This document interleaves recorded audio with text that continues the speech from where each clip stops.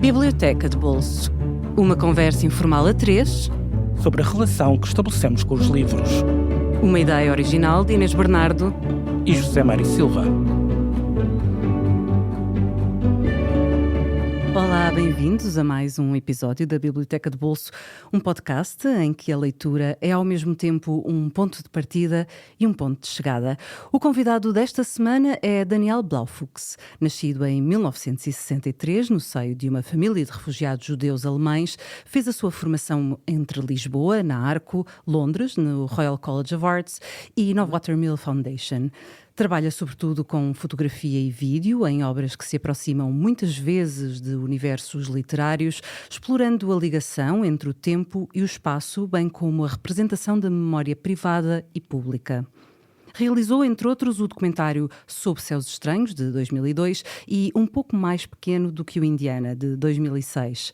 É diretor de imagem da revista literária Granta em língua portuguesa, editada pela Tinta da China, onde de resto publica, há muitos anos, os seus livros e álbuns fotográficos. O mais recente de todos acaba de ser lançado e tem como título Tentativa de Esgotamento depois do Adeus, uma espécie de prolongamento visual de uma experiência levada a cabo entre 2009 e 2025. A mesma mesa e a mesma janela, da mesma cozinha, captadas obsessivamente ao longo do tempo. Muito obrigada, Daniel, por teres aceitado o nosso convite. Obrigado por me convidar. Vamos começar, por acaso, acho que os teus 3 livros têm um tema comum, que é o da memória, mas vamos começar, e os 2 primeiros fizeram parte do que estudaste e que leste para a tua tese de doutoramento, não sei se virá a propósito ou não, mas o primeiro deles, que acho que não está editado em português, infelizmente. Está editado em português do Brasil, mas também está escutado no Brasil há muitos anos. É o W.O. Le Souvenir d'Enfance, do Georges Perec, que é um dos meus autores preferidos, tenho que o dizer desde já, e raramente portanto, as pessoas trazem, portanto quando trazem vos do mar, não é? Fico muito, muito contente. E é um livro particularmente forte sobre a memória. Ele tem um outro mais conhecido, que é o Lembro-me, não é? Que são uma série de memórias, mas ele tenta recuperar uma coisa que ele até aos 12 anos pensava que não tinha, que era memória de infância. Ele foi órfão muito cedo, o pai morreu aos 4 anos durante a Segunda Guerra Mundial, depois a mãe foi enviada para Auschwitz, morreu também. Portanto, ele foi adotado pelos tios. Há essa espécie de vazio da infância que ele depois preenche com este livro. E é um livro muito invulgar, até na estratégia de tentar recuperar ou reinventar essa infância perdida. Tu leste este livro no contexto da tese de doutoramento ou foi uma descoberta tão forte que depois te levou a estudar na Foi mais tese? isso. Eu li antes e depois decidi de facto trabalhar sobre esse livro e sobre o outro livro, o Austerlitz do Zeba, Que vamos falar a seguir, sim. Que tem uma cena em conjunto, que eu fui descobrindo ao longo do meu doutoramento, mas porque foram de facto 2 livros que me marcaram tanto e que eu penso que têm muito a ver um com o outro. E na altura eu lembro de pesquisar, se alguém já tinha feito essa relação, e pronto, enfim, pesquisar hoje em dia, consegues pesquisar, é procurar na internet, obviamente, não fui para bibliotecas esconsas e escuras, mas não encontrei nada, e isso entusiasmou. Mas voltando ao livro do Perec, todos os livros do Perec são incríveis, e este especialmente, enfim, para mim, porque de facto é uma memória, mas está cheia de memórias falsas, e isso interessou-me muito. Como é que tu chegas ao Perec? Chegas na tua adolescência? Chegas quando és jovem adulto? Alguém... Eu adorava dizer que foi na adolescência, não, mas já foi. Já foi mais tarde. Era bom O Perec não é fácil de ler, na verdade, Exato. não é? E ainda hoje, às vezes, quando volto a reler, coloca grandes blocos, não é? No fundo tem ali uns blocos quase de... E é muito experimental também, não é? É muito experimental. Tem seu e lipo. Sim, e eu sou um admirador tardio do experimental, portanto não foi uma coisa que me interessasse muito quando era mais jovem. Estou a dizer isto na literatura, ou na música, ou enfim, as várias áreas, na poesia, não é? Portanto, cheguei relativamente tarde ao Perec, mas quando cheguei foi imediato, que aquilo era de facto algo, e fascinou-me também o facto de ele dizer que queria escrever um livro diferente e que queria usar todos os géneros da literatura, todos os géneros de livro, não é? E ele tenta de facto fazer isso. E essa utopia, como ele também disse, pronto, isso obviamente era impossível, que queria escrever um livro em cada língua que existe no mundo. Mas essa ideia de utopia descarada, não é? Porque impossível, e ele obviamente sabia que era impossível, mas que no entanto ele tentou, não no caso das línguas, mas no caso de cada género, e ele de facto, cada livro dele é muito diferente. É um autor sem estilo, de certa forma, não é? E isso é muito interessante, tanto na literatura como seria e será na arte. O que exige um grande virtuosismo linguístico. Pode parecer, não tem estilo, não, é pelo contrário. É pelo contrário. Ele tem que ter e tinha ele, por exemplo, ele fazia palavras cruzadas. Sim, ele era o que fazia, não resolvia as palavras cruzadas, mas produzia palavras cruzadas. E ele tinha uma cabeça que funcionava verbalmente de uma forma extraordinária, não é? E no caso deste livro, eu estava a falar de utopia, eu achei piada porque, e podes se calhar falar um bocadinho da estrutura do livro, que são duas histórias paralelas, não é? Que ele vai cruzando, autónomas, mas que só fazem sentido se forem lidas e que se vão iluminando mutuamente. Mas numa delas há uma utopia, uma ilha, a tal ilha de W, que é uma espécie de ideal olímpico, não é? É uma utopia que depois percebemos que é uma distopia, não é? Como porque tantas, é uma ilha acontece, de horrores. E que é só comparável, de facto, e não sou eu que o digo, foi dito muito antes, a um campo de concentração terrível, não é? Em que as pessoas têm que trabalhar o desporto para poderem se alimentar, mas quanto mais ganham, mais se alimentam, mas também mais força precisam, portanto é impossível continuar, não é? Portanto, há ali muitas leituras possíveis, e isso que estás a dizer do texto ir quebrando, não é? Que nos apetece ler só uma história ou só a outra e não estar sempre a quebrar, porque ele quebra cada capítulo. É tão experimental isso. É tão, e uma é assumidamente ficcional e a outra fragmentária, mas é supostamente factos verdadeiros, não é? E é muito difícil para um leitor. Eu acho que é um livro muito fácil e muito difícil simultaneamente, não é? Porque a nossa cabeça vai para um lado, mas depois vai para o outro. Enquanto leitor tão profundo desta obra, não é? Porque tiveste de entrar reler muitas vezes, imagino, não é? Sim. Já fizeste essa experiência de só ler uma parte? Já fizeste várias combinações. E até acho que seria interessante, pronto, o Perrec não está cá para dizer que sim ou que não, mas seria interessante editar os dois livros paralelos. Tipo, não podemos comprar um sem o outro, obviamente, mas existir isso. Como também, por exemplo, e estou-me agora a lembrar, e é o outro livro que estamos a falar, o Austerlitz do Sebald, sempre quis editar as fotografias do Sebald sem texto. Acho que também seria muito interessante. Portanto, é um pouco a mesma lógica. São duas linguagens diferentes. São duas linguagens diferentes, mas se forem apresentadas separadamente, elas ganham uma força que às vezes no texto nós não... Dentro do texto, no caso do Sebald, e nos dois textos paralelos, não chegamos lá. Mas se tivéssemos acesso a elas separadamente, a estas linguagens separadamente, eu acho que não as diminuía, pelo contrário, ampliava-as. Sim. Eu acho que podemos falar dos dois livros em simultâneo, tal como as duas histórias, porque se calhar, e como trabalhaste os dois livros na tua tese, porque leste e achaste que havia ali uma ligação qualquer entre os livros, mas depois quando partes para o trabalho mais teórico sobre os dois livros, o teu olhar sobre ambos os livros mudou? Muda, quer dizer, é como o Austerlitz parece um romance, e é um romance, não é? E é o único livro do Sebald que se pode chamar romance, mas também não é verdadeiramente um romance, logo pela sua estrutura, que é muito experimental, porque tem 2, salvo erro, ou 3 no máximo, interrupções no texto. Não é? Houve alguém que escreveu, não sei se foi o André Simão ou se foi outra pessoa que escreveu.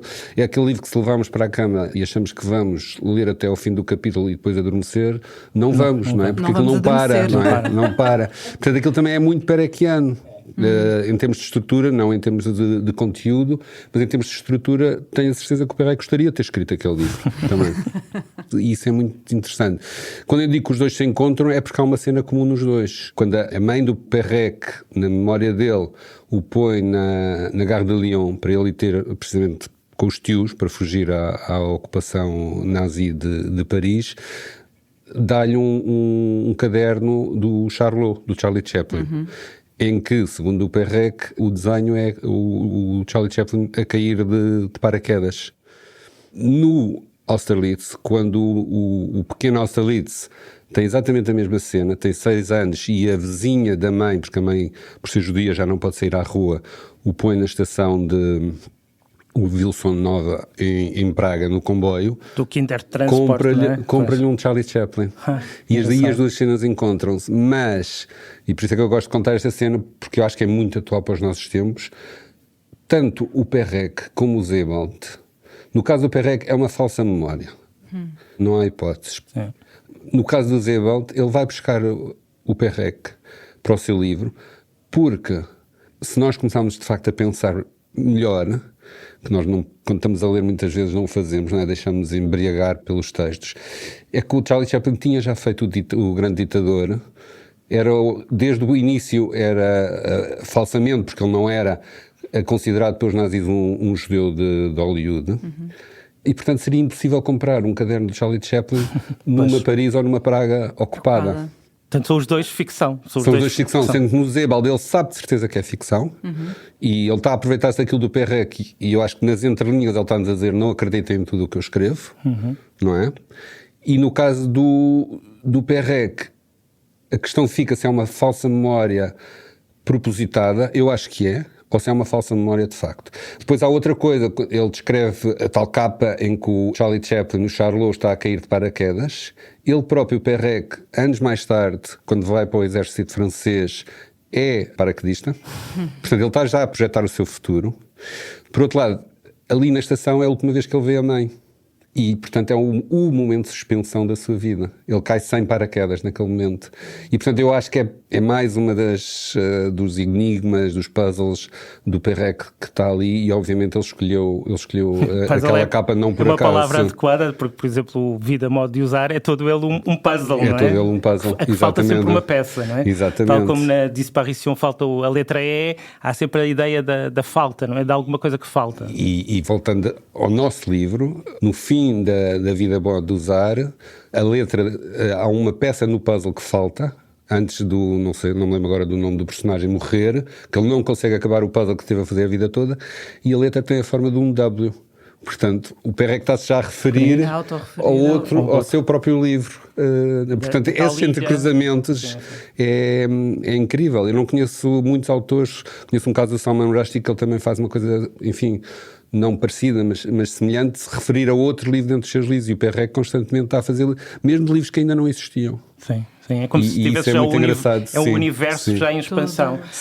No caso do Sebald, as próprias fotografias que vão aparecendo, não só no Austerlitz, mas nos outros livros, são também peças, são enigmas, ou ficções, porque acho que foi o crítico da New Yorker, o James Wood, que dizia que as fotografias nos livros do Sebald são duplas ficções, no sentido em que, por exemplo, se aparece uma figura, uma pessoa como a que está na capa do Austerlitz, aquela pessoa, por um lado, é uma ficção porque estamos a atribuir a personagem, que não é, que é uma invenção, mas aquela própria pessoa, se calhar já perdeu o nome, perdeu-se no tempo, e já é outra, já é uma ficção. Tu tens esse caso logo na capa, que foi usada para todas as edições do Austerlitz mundialmente, também em Portugal, que é um menino a ir no seu primeiro dia de escola, não é? Com aquele cone que se usa na Alemanha, e não só na Europa Central, no primeiro dia de escola, um cone de doces. Portanto, estamos perante um livro em que o personagem está à procura da sua identidade, e temos logo uma fotografia de um miúdo que perdeu a sua identidade, porque não sabemos quem é o miúdo, não sabemos de onde aquela fotografia vem, e portanto já estamos perdidos, ainda nem abrimos o livro. Não é? E isso é muito engraçado. Isso enquanto leitor. Isso fascina-me. E claro que o Sebald é alguém que só funciona no pré-internet. Há bocado eu estava a falar da internet. Porque, por exemplo, não é a mãe, é a suposta possível mãe do Austerlitz, que aparece naquele filme que eu depois usei no meu trabalho, que os nazis fizeram em Theresienstadt, e que tem uma fotografia no livro, que é uma senhora que aparece preto e branco, carregada, que é um fotograma do filme. Eu agora estou a fazer confusão. Não, ela não é tirada do filme, a fotografia não é tirada do filme, mas é no contexto do filme que ele fala daquela senhora ser a possível mãe. Para nós aquela é uma cara anónima. Pode ser a mãe, pode não ser a mãe, pode ser qualquer pessoa. Mas com a internet eu percebi, comecei a pesquisar todas as fotografias que aparecem no Austerlitz e em quase toda a obra do Sebald, e aquela cara é uma famosa cantora de ópera checa que ainda está hoje nas notas de Florinte na República Checa. Portanto, para um checo aquilo é óbvio. É óbvio. Não é? Para nós é que não é. É quase como se fosse a Amália Rodrigues. Ou quase como se fosse a Amália Rodrigues. O Sebald tem essa liberdade, mas é uma liberdade pré-internet, porque hoje em dia sendo é que muito a mãe mais fácil. do Jacques Austerlitz supostamente era uma cantora de ópera também, exatamente, não é? exatamente. Sim. E portanto é muito engraçado, porque ele mistura fotografias que ele próprio tirou, para os aficionados como a Ixus, que era uma câmara da Canon, e que ele vai recolhendo aqui e ali. Mas ele safa-se com tanta coisa que hoje em dia seria impossível. Mesmo os textos, porque e isso também junto ao Sebald ao Perrec, ele vai buscar partes de textos de outros escritores. Por exemplo, há uma frase no Austerlitz vai ao Jardin de Plantes em Paris com a sua suposta amante, enfim, que nunca irá ser amante, que é a Salver a Marie de Verneuil, que o Sebald vai buscar o nome a uma personagem do Balzac, salvo erro, também já vi isto há bastante tempo, mas acho que não me estou a enganar, mas ele diz, e não sei agora citar a frase, mas a olhar para uns veados ele fala da estranheza dos animais em relação aos seres humanos. Não sei agora, teria que pensar um pouco para chegar à frase, mas essa frase venho a descobrir em alguém que eu penso que influenciou muito o Sebald, que é o John Berger, que também publica livros com fotografias, embora sejam não só, mas a maior parte ensaios e muitos sobre fotografia. O Berger também é romancista, não é? Sim. Mas esses são ensaios. Sim. Mas ele vai buscar essa frase. E há outras frases no Sebald, tal como no Perrec, que são tiradas de outros escritores. O Perrec tem um dos outros livros do Perrec que é fascinante, é Winter's Tale, não sei se está traduzido em português, que é um livro pequeno, que é a história de um rapaz que vai passar férias à casa dos pais de um amigo e vai à biblioteca e descobre um livro que já tem 100 anos, qualquer coisa assim, e que já tem frases de todos os outros escritores que vêm a seguir, do Flaubert, do Baudelaire, e não sei o quê, e ele percebe que aquilo é incrível, como é que aquilo já tem tudo. Pronto, aí ele está a caminho da guerra como soldado, exato. Pronto, veio a guerra, a primeira guerra, suponho, a casa arde, e ele passa o resto da vida à procura do exemplar do livro e nunca o encontra. Pronto. E se calhar também esse livro também é uma ficção, não é? Esse livro é completamente uma ficção. E o próprio Perrec usa frases de outros escritores aqui e ali. Sim, é de uma inteligência. É de uma inteligência. O Sebald, segundo, assim, não saberia provar, mas eu já li um texto que há trechos inteiros no Sebald que são tirados de outros autores. Será contaminação ou será... O que é que... Eu acho que é homenagem. Eu acho que é perfeitamente... porque ele depois é único. Não é? Uma coisa é a cópia, não é? A cópia no seu todo, não é? E isso obviamente é um plágio, no caso da música apanha-se muitas vezes. Outra coisa é criar uma obra tão original que aceita isso. Sei lá, se eu for buscar para as minhas fotografias são todas inteiramente originais. São porque eu estou a fotografar aquilo naquele momento, mas elas são tão inspiradas por outros autores muitas vezes que... E pelo olhar de outros fotógrafos também, não é? Pelo olhar de tudo o que eu já digo. Porque eu acho que na literatura isso ainda é mais interessante, porque de facto o Sebald é um autor único, absolutamente, que não tem par, não é? Está numa escola sozinho, de certa forma. Pois tem colegas de escola, mas a escola que ele depois forma é absolutamente única. Também tenho dúvidas se o Sebald irá atravessar o tempo. Tenho algumas dúvidas sobre isso, porque está tão focado ali numa Europa a perder a memória, depois da guerra, não é? Sim, mas quer dizer, sendo a história circular, é bem provável que se possa recuperar. Sim, mas lá está, também não é de fácil leitura. Mas não pronto, não sei. Mas eu acho que era importante lermos o Sebald hoje. Absolutamente. Porque aquilo que estamos a viver agora era importante as pessoas lerem o Sebald. Mas é um autor de 4 livros também. Sim, mas e densos e poderosos, potentes. Eu gostava de que também falasse um bocadinho da descoberta das imagens do Sebald e como é que uma fotografia em particular do livro depois te levou a tu próprio quereres ir lá e teres o teu próprio olhar e criares a tua própria obra fotográfica a partir neste caso, de Terezin, não é? Esse foi mesmo um trabalho que eu sempre disse e até penso que tem talvez outro, mas enfim, que andou sempre à minha frente. Eu quando vi aquela imagem no livro, no Austerlitz, eu estava a trabalhar numa coisa que depois não, que é uma aparente biblioteca, e eu estava na altura a trabalhar sobre este, pronto, que estava muita gente obcecada um bocadinho com com a ideia de não lugar, não é, destes sítios de passagem, etc, etc. Sendo que o não lugar é interessante, eu disse o não lugar, que é o Marc Augé, mas antes do Marc Augé, o Perec tinha descrito Ellis Island como um não lugar. Portanto, eu até penso que o Marc Augé vai buscar a palavra ao Perec. Mas não sei.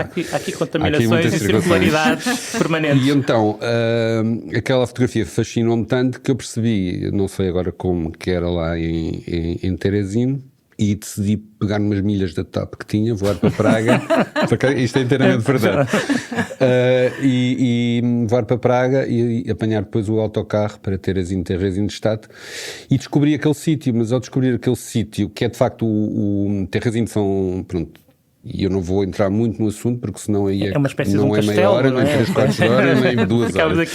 Ficávamos aqui uma tarde toda.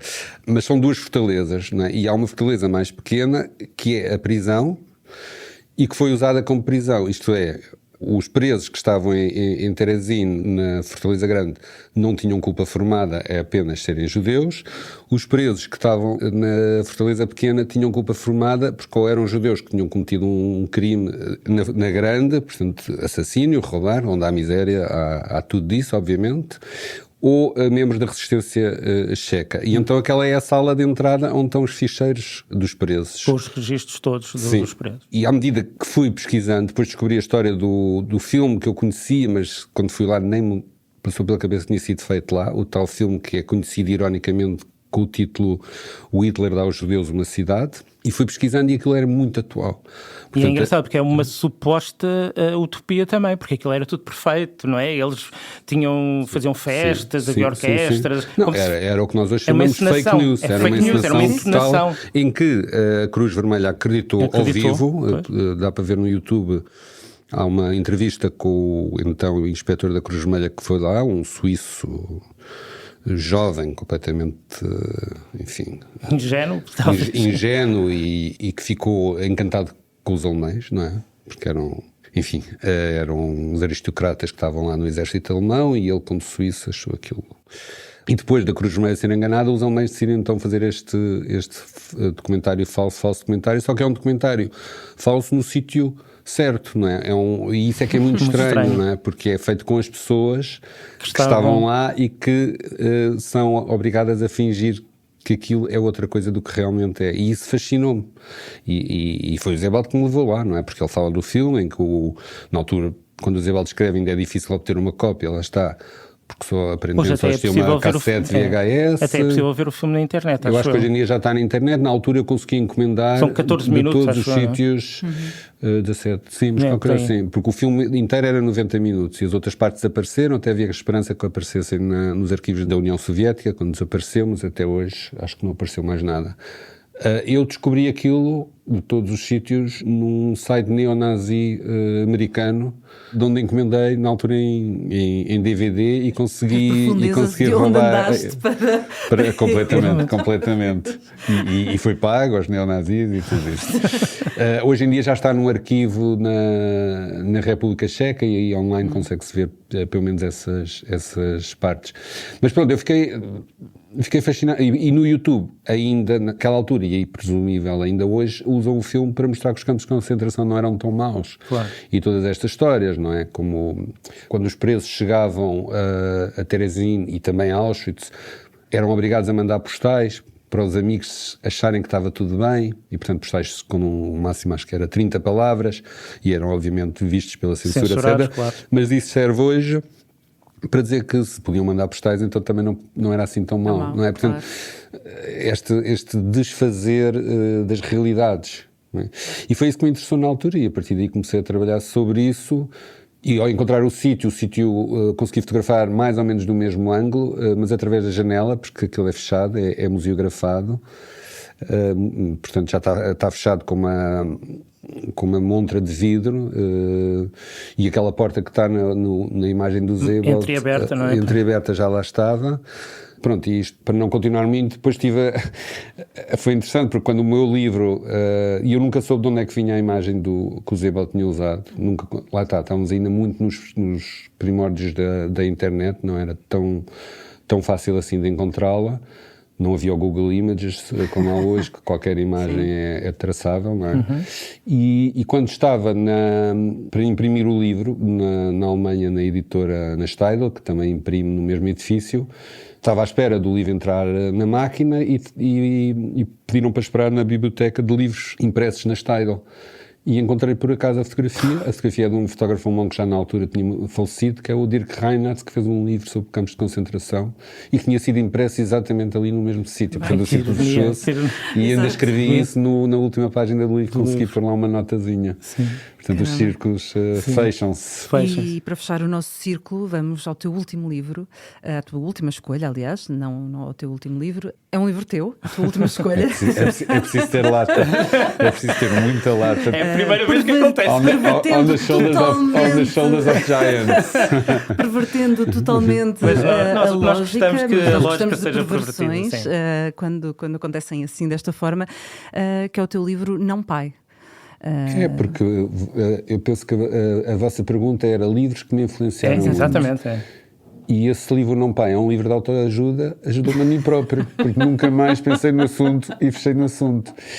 Foi uma forma de resolver Foi uma essa forma de questão resolver a questão. E eu acho que deve muito aos outros livros, do Perrec e do Sebald. E obviamente não estou a dizer que é tão bom ou tão interessante. Mas há ou tão, há fortes influências. Há uma influência de trabalhar e também talvez uma coragem, uma liberdade de ganha pela liberdade e a coragem que o Sebald e o Perrec tiveram também, não é? E também não ter receio de memórias falsas, porque elas, no momento em que fazem parte de nós, tornam-se verdadeiras, não é?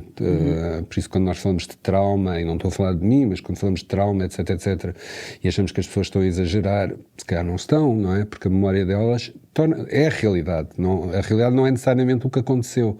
A realidade é o que nós depois ficamos na nossa memória com ela.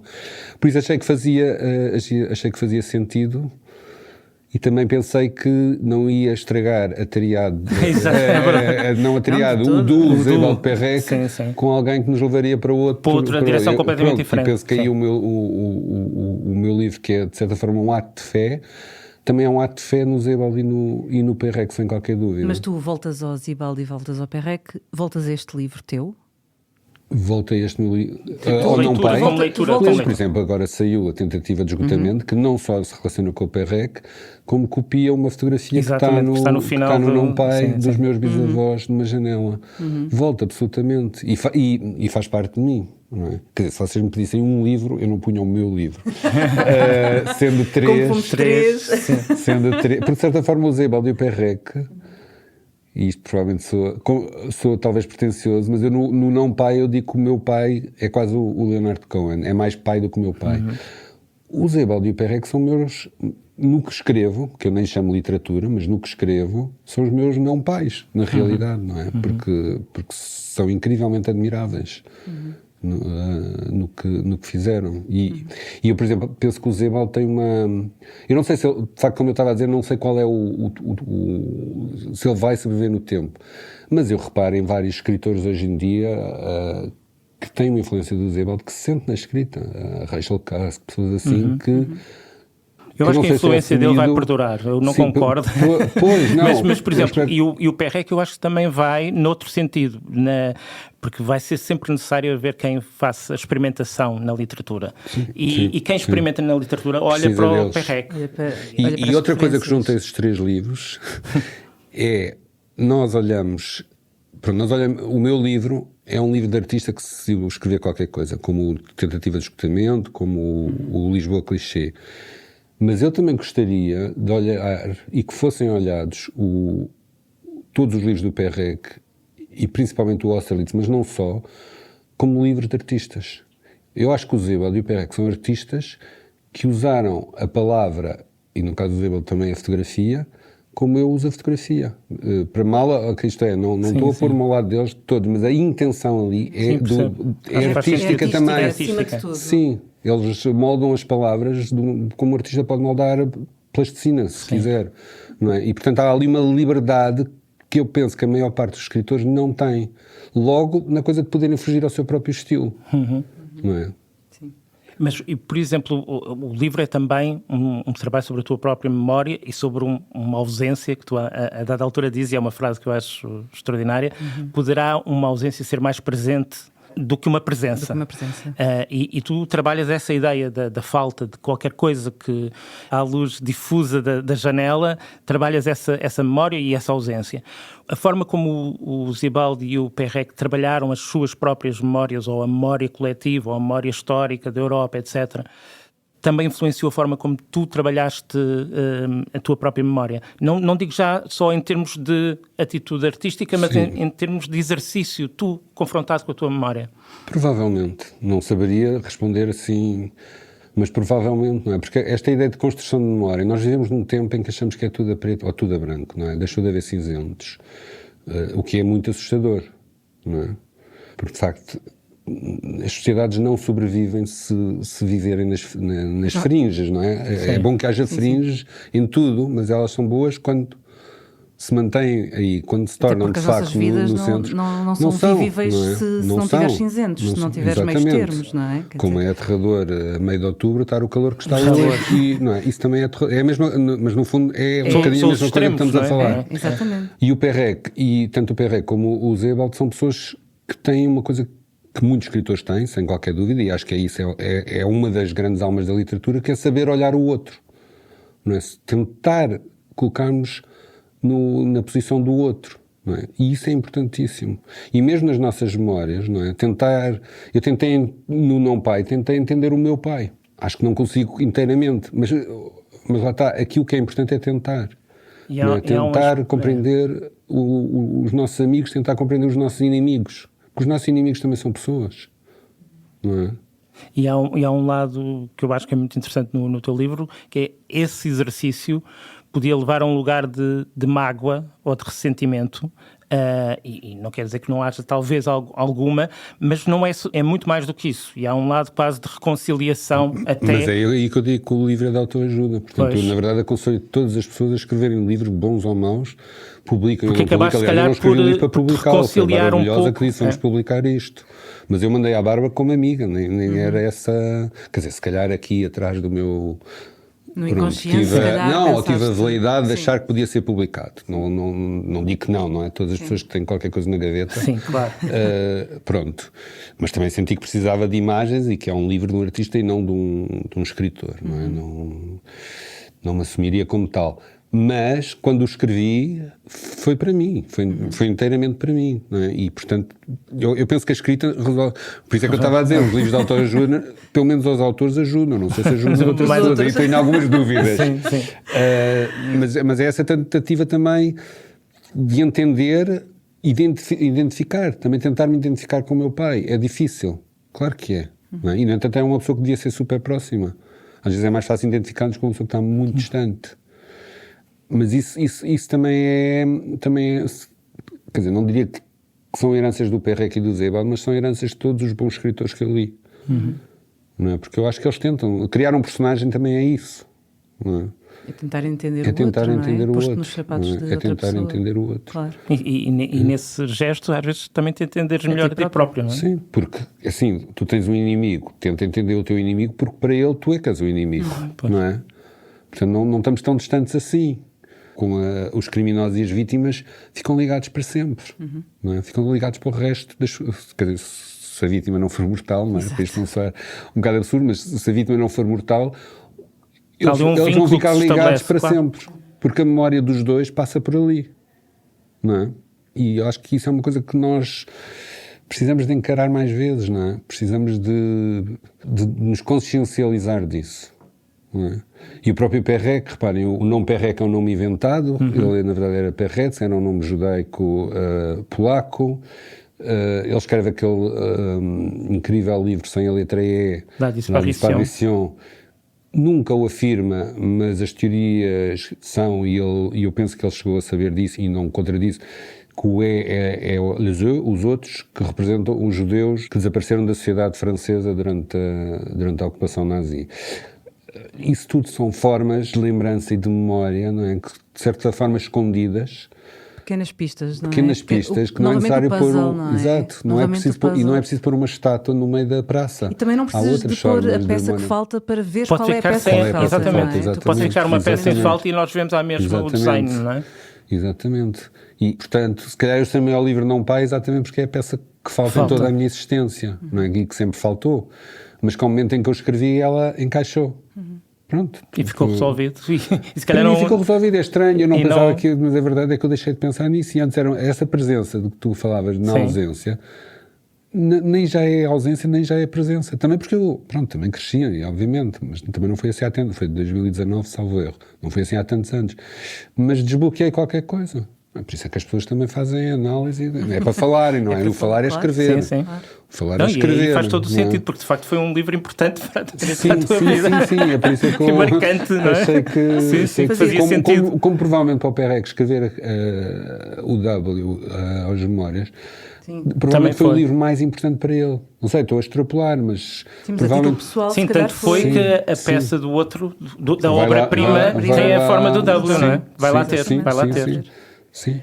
E com esta autoajuda vamos terminar a nossa conversa. Se os nossos ouvintes tiverem contribuições sobre este livro de autoajuda do Daniel, entrem em contacto connosco ou com o Daniel para lhe contar essas histórias. Vamos só recordar, apesar de estarmos sempre aqui a conversar, mas vamos só recordar, falámos sobre W, Le Souvenir d'Enfance, de Georges Perec, disponível em várias edições, nomeadamente na Gallimard, mas todos em língua francesa. Austerlitz, de Sebald, publicado na Quetzal, com tradução de Telma Costa, e Não Pai, de Daniel Blaufuchs, numa edição da Tinta da China. Não se esqueçam de nos seguir nas nossas redes sociais, no Facebook e no Instagram. A edição deste episódio foi do Tiago Arato. Bem-vindo, Tiago, à nossa equipa. A música do nosso genérico é da responsabilidade do Daniel, então, com base na música dos Broke for Free. A coordenação de podcast do público é do Amilcar Correia. A todos, muito obrigada, Daniel. Muitíssimo obrigada por esta conversa. Foi ótimo. E pela tua subversão. E Zé Mário, até para a semana. Até para a semana, Inês. Para não perder os novos episódios, subscreva este podcast do Público na sua aplicação preferida.